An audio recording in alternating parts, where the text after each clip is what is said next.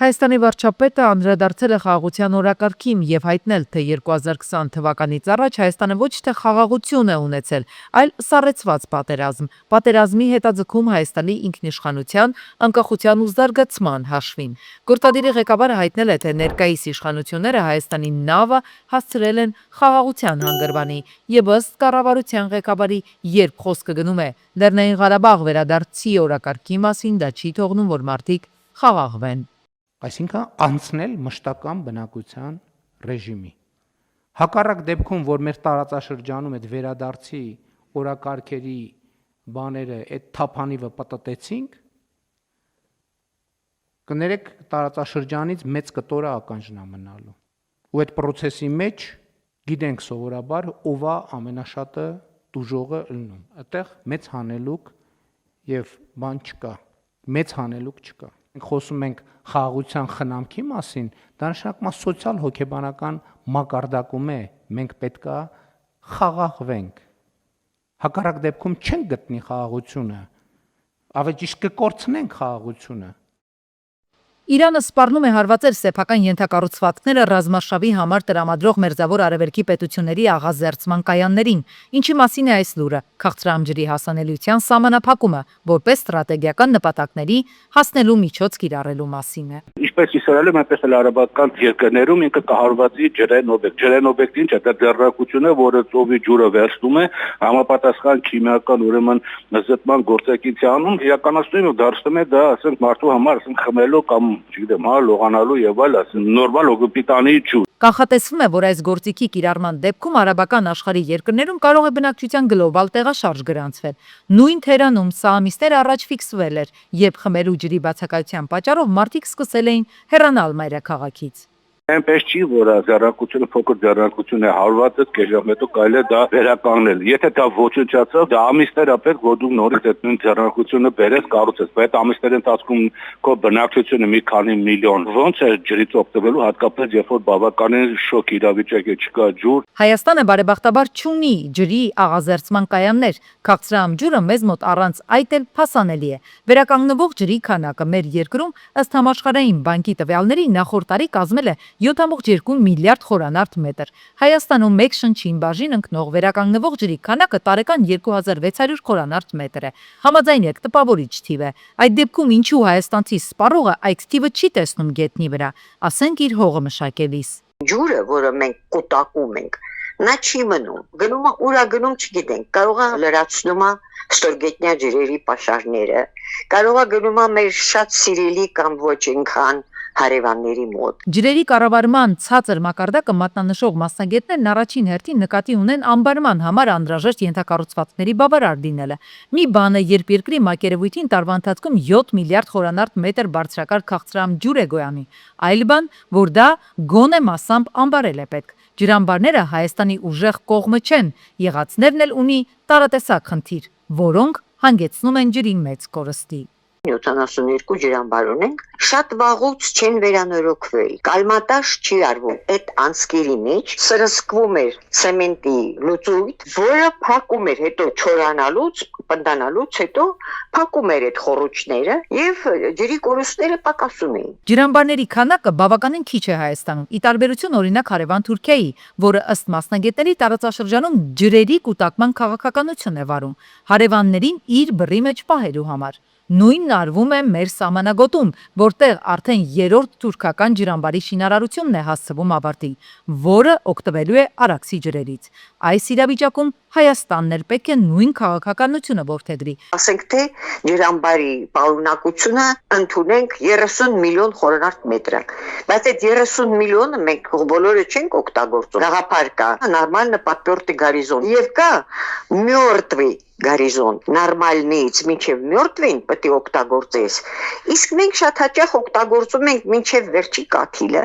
որը չի կարելի։ Համաշխարհային համապատասխան սանդղակով Հայաստանում մեկ տարի գոյացող քաղցրահամ ջրի քանակը համարվում է բավարար, քանի որ բարձր է մեկ անձի հաշվարկով 1700 խորանարդ մետր շեմից, սակայն մենք մոտենում ենք ջրային սթրեսի գոտուն, եթե հաշվի առնենք կլիմայական փոփոխությունները։ Գյորջյան Կասկադ 60 ամիս փուլային վճարում բազմաթիվ առավելություններ։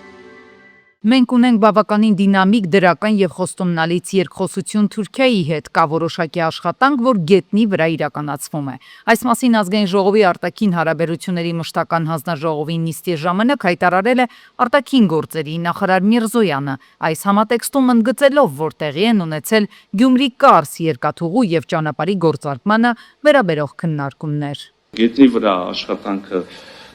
շարունակվել է եւ տեղի է ունեցել, օրինակ Գյումրի-Կարսի վերագործման համար կա համատեղ աշխատանքային խումբ, երկու, եթե հիշողություն չի դավաճանում, հանդիպում է ունեցել այս աշխատանքային խումբը, գնացել են տեղում ենթակառուցվածքներ նայել են այս կողմից, ենթակառուցվածքներ նայել են մյուս կողմից, չգիտեմ, նույնիսկ մշակութային ոլորտում հիմա քննարկվում է եւ իրավական հիմքեր են հստակեցվում կամ մեխանիզմներ են փորձում հասկանալ օրինակ անի կամ պատմական կամրջի համատեղ վերականգնման հնարավորությունը քննարկվում է նույնիսկ երկու երկրների բուհերում միմյանց ուսանողներին կրթաթոշակներ սահմանելու հնարավորությունը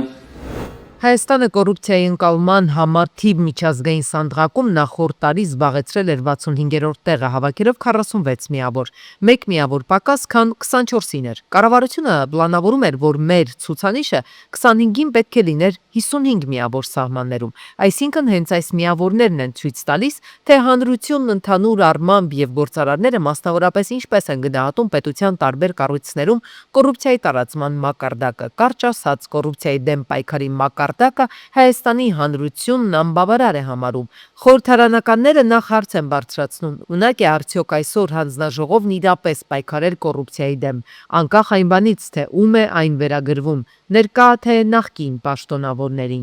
Գաղտնիք չէ, որ այդ բարեվարկության հիմնական շահառուն, այդ խնդրի հիմնական շահառուն իշխող ուժն է եւ այդ ուղղությամբ դուք օրինակ ոնց եք պատկերացնում պայքարը, դուք բավարար կամք եւ վճռականություն ունեք, օրինակ Հայաստանի Հանրապետության վարչապետին,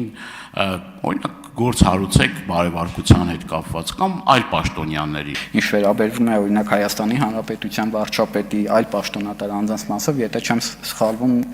հանձնաժողովը նաև վարկագծի հետ կապված հարցերով ունի նաև եզրակացություններ նույն Հայաստանի Հանրապետության վարչապետի կողմից վարկագծային հարցերի շուրջ, այլ պաշտոնատար անձանց վարկագծին վերաբերող հարցերի շուրջ։ Ընդդիմադիր պատգամավորները այնուամենայնիվ բարձրաձայնում են իրենց մտահոգություններն այս առնչությամբ։ Հայաստանում կոռուպցիայի դեմ պայքարը տարվում է ընտրողաբար եւ այդ պայքարի թիրախներն ընտրվում են ըստ քաղաքական նպատակահարմարության։ Ընդդիմադիրներն օրինակ համարում են, որ որոշ համայնքապետերի նկատմամբ քրեական գործերը տարիներով մնում են առկախված, որպեսզի հետագայում դրանք դառնան լծակ, նրանց ճնշման ենթարկելու եւ ասենք ընտրական պրոցեսներում տվյալ համայնքներում ցանկալի արդյունք ստանալու համար։ Այն գործարարը, որ այդ համարձակությունը ունի քննադատելու իշխանության, հաջորդ իսկ վարքյանին հայտնվում է իշխանության թիրախում եւ սկսվում է, այսպես ասած, հարկային տերորի գործեր կարելու հայտնի մեթոդը։ Բայց այդ երկակի ստանդարտները, որ կիրառվում են, այսինքն յուրայինները հնարավորություն ունեն իրենց բիզնեսը զարգացնելու, ծաղկեցնելու, իսկ ընդդիմադիր բազմաթիվ այդպիսի օրինակներ կան։ Այսինքն ձեզ համար ինչ հենց գալիս են ընդդիմադիր ելույթներ ունենում, ստացվում է դա ինդուլգենցիա է, այսինքն մարդը կարա քրեական, հարկային եւ այլ անցագործություններ կատարի, երկու հատ ընդդիմադիր ելույթ ունենա կամ գա ձեր միտինգներին մասնակցի, հարկային ու մնացած պետական մարմինները իրեն ասեն լավ, դու քանի որ ընդդիմադիր ես, մենք քեզ մոտիկ չենք գալու։ Պատգամավորները նաև բարձրացրեցին բանկային համակարգի գերշահույթների հարցը։ Այստեղ գրանցված շահույթը 2025-ին 363 միլիարդ դրամ է կազմել։ Սա ահռելի թիվ է, ենթադրում է, որ բանկերը կարող են իրենց թույլ տալ իջեցնել վարկային տոկոսադրույթները։ Սա կհանգեցնի բիզնես հանրույթի էական ակտիվացմանը։ Բացի այդ, COVID-ի, պատերազմի եւ տարերային աղետների հետևանքով տոկոսագումարների վճարման հետ կապված խնդիրների պատճառով ըստ պատգամավորների այժմ կան բիզնեսմեններ, որոնք կանգնած են սեփականությունը կորցնելու վտանգի առաջ։ Հաշվի առնելով բանկերի գրանցած եւ գրանցվող շահույթը, այս մարդկանց խնդիրը եւս կարելի է շատ արագ լուծել, եթե կառավարությունը այդ հարցում շահագրգիռ լինի։ 2027-ի հունվարի 1-ից արգելվում է պոլիէթիլենային տոպրակների եւ սպասքի պարագաների գործածումը։ Ազգային ժողովը ընդունել է համապատասխան օրենք, որով որոշ բացառություններ արվում են աղբի տոպրակների, կափարիչով պլաստիկ շշերի եւ յուղի, մսի, հացահատիկի, փաթեթավորման պայուսակների համար։ Արգելքի խախտման դեպքում առևտրի եւ հանրային սննդի օբյեկտները նախազգուշացում կստանան, իսկ կրկնության դեպքում նախատեսված 100-ից 150 հազար դրամ տուգանք։ Նախկինում նման արգելք նախատեսված էր, որ պետք է լիներ 2024-ի հունվարի 1-ից։ Հայտնաբերվել է տարածաշրջանի ամենահին բնակավայրը Երևանի Սիլիկյան թաղամասի նոր քարի նորահայտ բնակատեղի պեղումների արդյունքում, որը 15,000 տարվա պատմություն ունի։ Գտնված շերտերում հայտնաբերված քարե գործիքներն ու կենցաղային մնացորդները ըստ հնագետների վկայում են, որ մարդը այստեղ ապրել է դեռ ուշ քարի դարում, ձևավորելով մի համայնք, որն ունեցել է զարգացած որսորդական ավանդույթներ։ Մասնագետները այս հայտնագործությունը համարում են պատմական նշանակության իրադարձություն։ Հնագետների խոսքով այս բնակավայրը եզակի է եւ պահանջում է խորքային հետազոտություններ ու հստակ պահպանություն։ Կարևորագույն նշանակություն է հնագույն պատմության ողջ մշակույթի համար, որտեղ ամենահնագույն այսօր հայտնի քարե ճարտարապետության բնակավայրն է ոչ միայն Երևանում եւ ոչ միայն Հայաստանում, այլ հարավային Կովկասում։ 4 ժամ տևած հրդեհաշիջման աշխատանքներից հետո մարվել է կանանց մշակույթի տանը բռնկված հրդեհը։ Նկատվող կրակի մասի նահազանգը ՆԳՆ 112 օպերատիվ կառավարման կենտրոնում ստացվել էր ժամը 19-ի սահմանում։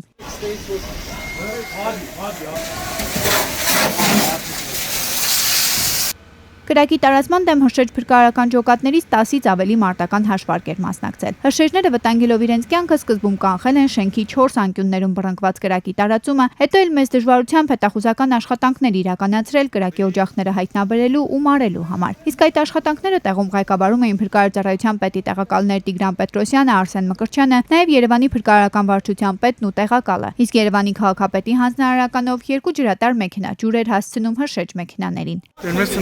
Չէ, այնի կրակը, չէ, բավականին վտանգավոր, նույնիսկ այն ասիճանի վտանգավոր, որ հնարավոր է տանիքը փլուծումից փլուզվի, բայց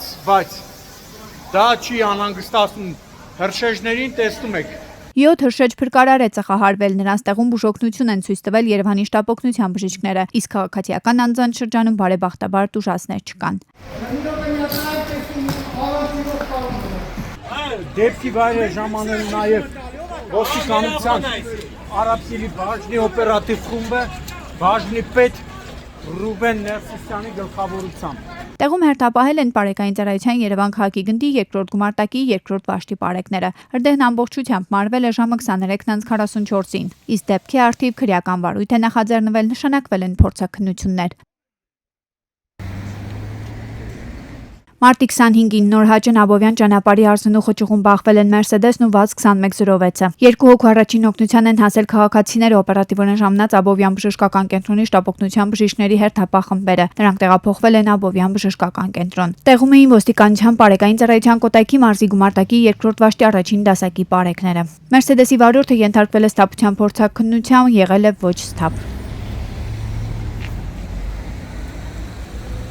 Վթարի մասին տեղեկությունն արդեն փոխանցվել է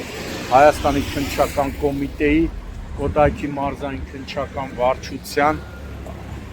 Աբովյանի քննչական բաժին։ Մարտի 24-ին Երևան երաշտ ճանապարհին 32-ամյա հարությունը Տոյոտայով բախվել է թույլատրելի հատվածում կայանված BMW-ին, վերջինն էլ հայտնվել է դաշտում։ Ժամանել են փրկարարության Մասիսի հրշեջ փրկարարական ջոկատի հրշեջ փրկարարները, ոստիկանության Պարեկային ծառայության Նարատի մարզի գումարտակի առաջին վաշտի 2-րդ դասակի պարեկները։ Ըստ նախնական տեղեկությունների վթարի հետևանքով բարեբախտաբար տուժածներ չկան։ Երկուսն էլ Opel։ Մարտի 24-ին Աբովյանի վարչական տարածքում բախվել են 30-ամյա Սերժիկի Opel Zafira-ն եւ 61-ամյա Գրիշայի Opel Astra-ն։ Վերջինը կողաշրջվել է մասամբ հայտնվել բաժանարար գոտում։ Ժամանել է Աբովյան բժշկական կենտրոնի շտապօգնության բժիշկների հերթապահ խումբը։ Վարորդները հրաժարվել են բժշկական օգնությունից, հայտնելով, որ իրենք չեն տուժել։ Տեղում էին ոստիկանության Պարեկային ծառայության Կոտայքի մարզի գումարտակի 2-րդ վաշտի պարեկները։